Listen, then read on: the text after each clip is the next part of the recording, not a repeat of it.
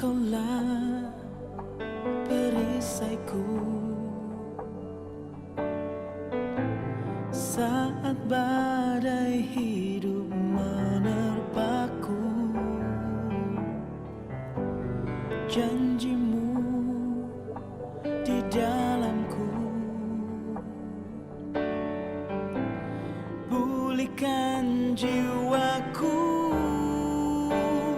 Ku kan berdiri di tengah badai dengan kekuatan yang Kau berikan. Sampai kapanpun ku kan bertahan,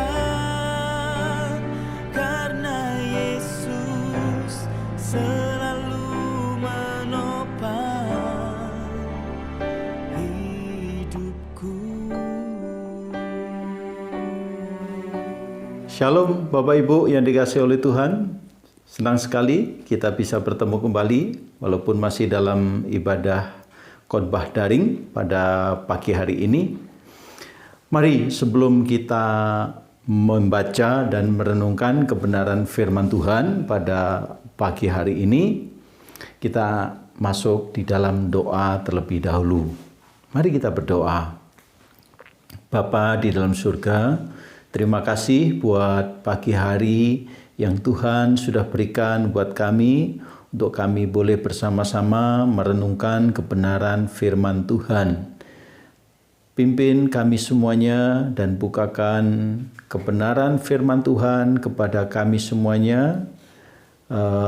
Biarlah itu semuanya membawa berkat dan menolong kami dalam menghadapi segala situasi yang ada. Kami percaya bahwa pagi hari ini firman-Mu akan memberkati kami semuanya. Dalam nama Tuhan Yesus Kristus kami sudah berdoa dan mengucap syukur. Haleluya. Amin. Saudaraku, pada pagi hari ini saya akan bersama-sama dengan saudara mengajak semuanya untuk kita merenungkan bagian firman Tuhan yang terdapat di dalam Matius pasal yang keempat ayat 1 sampai ayat yang ke-13 tentang pencobaan di padang gurun. Saya tidak akan membacakan semua ayat firman Tuhan ini, tapi saya percaya bahwa Bapak, Ibu, saudara semuanya sudah mengetahui cerita atau kisah daripada pencobaan di padang gurun ini. Matius pasal yang keempat ayat 1 sampai ayat yang ke-13 menceritakan bagaimana Tuhan Yesus setelah dia berpuasa dibawa oleh roh ke padang gurun untuk dicobai iblis. Di sana Tuhan Yesus dalam situasi, dalam keadaan secara jasmani lapar. Karena dia berpuasa selama 40 hari. Dan dalam situasi seperti itu, saudaraku, Yesus menghadapi cobaan atau ujian atau godaan yang datang daripada iblis. Nah, saudaraku, yang menarik kita perhatikan di sana bagaimana Yesus menghadapi cobaan tersebut.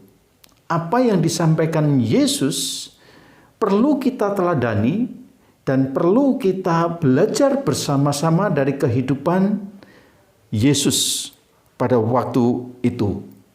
Dan dari apa yang kita baca, apa yang kita ketahui di dalam Matius 4 ayat 1 sampai ayat yang ke-13, setiap kali Yesus dicobai oleh iblis, apa yang dikatakan?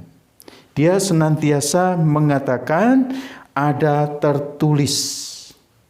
Ada tertulis dan ada tertulis.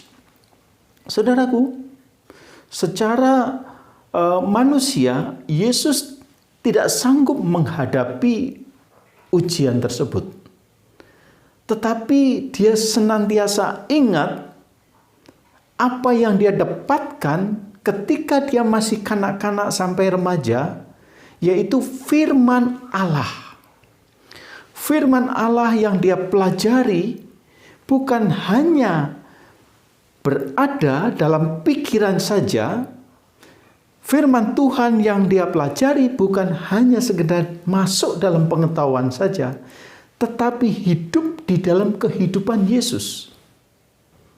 Oleh karena itu, saudaraku, ketika dia menghadapi pencobaan, menghadapi ujian, menghadapi godaan daripada iblis ini, Yesus tidak gentar. Yesus tidak takut. Yesus tidak lari, tetapi dia hadapi. Lewat apa, saudaraku? Lewat firman Allah. Dan dia senantiasa mengutip, ya. Dia senantiasa berbicara ketika dia menghadapi untuk pencobaan, yaitu batu menjadi roti. Dia mengatakan, ada tertulis, manusia hidup bukan dari roti saja. Artinya apa? Yesus selalu ingat akan firman Tuhan yang dia dapatkan pada masa-masa lalu. Demikian juga, saudaraku, ya, ketika dia menghadapi pencobaan yang berikutnya, yaitu menjatuhkan diri. Iblis minta supaya menjatuhkan diri dari bumbungan bait Allah. Yesus menjawabnya bagaimana? Dia mengatakan, ada tertulis, janganlah engkau mencobai Tuhan Allahmu. Saudaraku, ini satu pelajaran, pengajaran yang sangat berharga bagi kita semua sebagai orang-orang percaya. Ya. Sebagai orang-orang percaya, kita harus belajar meneladani apa yang dilakukan oleh Yesus Kristus. Demikian juga pada bagian ketiga. Lalu iblis, ya, membawa, ya, Yesus ke gunung dan sangat tinggi dan memperlihatkan kepadanya semua kerajaan dunia dengan kemegahannya. Iblis mengatakan, bagaimana, saudaraku? Semua itu akan kuberikan kepadamu jika engkau sujud menyembah aku. Yesus langsung mengatakan, enyahlah iblis. Artinya apa? Dia menggunakan kuasa firman yang ada di dalam hidupnya. Kuasa firman yang telah menghidupi dalam kehidupannya. Yesus percaya bahwa firman yang dia miliki berkuasa untuk menghancurkan, untuk mengalahkan segala pencobaan. Saudara, di sini penting sekali bagi kita sebagai orang-orang percaya. Seringkali kita diperhadapkan dengan godaan-godaan, ujian-ujian, ataupun pencobaan-pencobaan yang datang silih berganti kepada kita semuanya. Tetapi seringkali kita kalah. Karena apa? Karena kita mengandalkan kekuatan kita sendiri. Kita mulai berpikir bagaimana bisa mengalahkan ini. Bagaimana supaya saya bisa ditolong. Siapa yang dapat menolong? Kita melari mencari orang yang bisa menolong ketika kita mendapatkan persoalan. Bukan lari kepada Allah. Nah, dalam kisah ini, pencobaan di padang gurun ini, Yesus memberikan teladan kepada kita semuanya. Mari kita, saudara, semua kita orang-orang percaya, khususnya dalam persekutuan gereja kita ini, kita mengandalkan firman dan setia membaca firman Tuhan dan menghidupi firman Tuhan itu dalam kehidupan kita.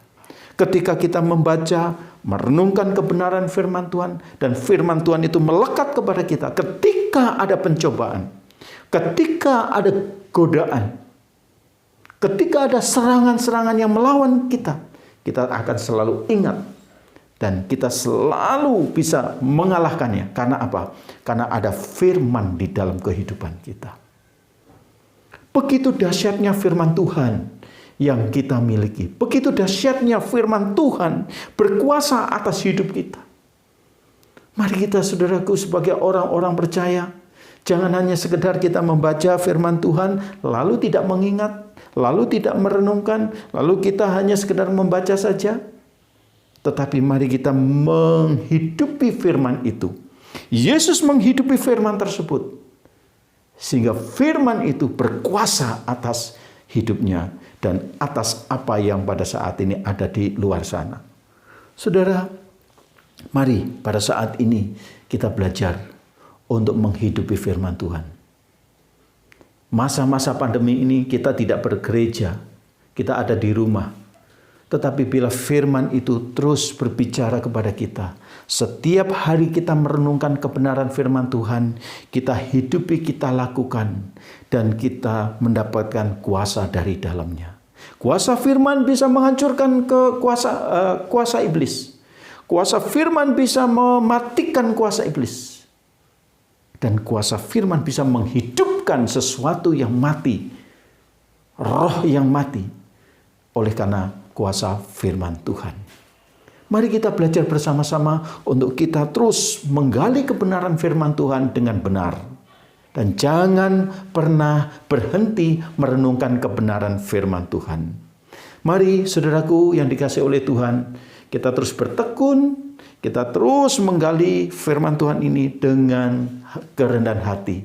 Maka firman itu akan tumbuh di dalam kehidupan kita. Kiranya Tuhan Yesus memberkati kita semuanya. Mari kita masuk di dalam doa. Bapa di dalam surga, terima kasih untuk kebenaran firman Tuhan pada pagi hari ini yang mengingatkan kepada kami untuk kami semuanya tetap berpegang teguh kepada firman Tuhan, menghidupi firman itu dan menyampaikan firman itu, karena firman Tuhan, firman-Mu Tuhan Yesus itu berkuasa di dalam kehidupan kami. Terima kasih Bapa, terima kasih. Jadikan firman-Mu sebagai pelita di dalam kehidupan kami, untuk kami boleh melalui jalan-jalan yang penuh dengan kegelapan. Kami diterangi dari dalamnya, dan kami boleh mendapatkan jawaban di dalam segala pergumulan kami. Terpujilah nama-Mu, dalam nama Tuhan Yesus Kristus kami sudah berdoa. Haleluya, amin. Kiranya Tuhan Yesus memberkati kita semuanya, dan mari kita tetap hidup di dalam firman Allah. Tuhan Yesus memberkati kita semuanya. Shalom.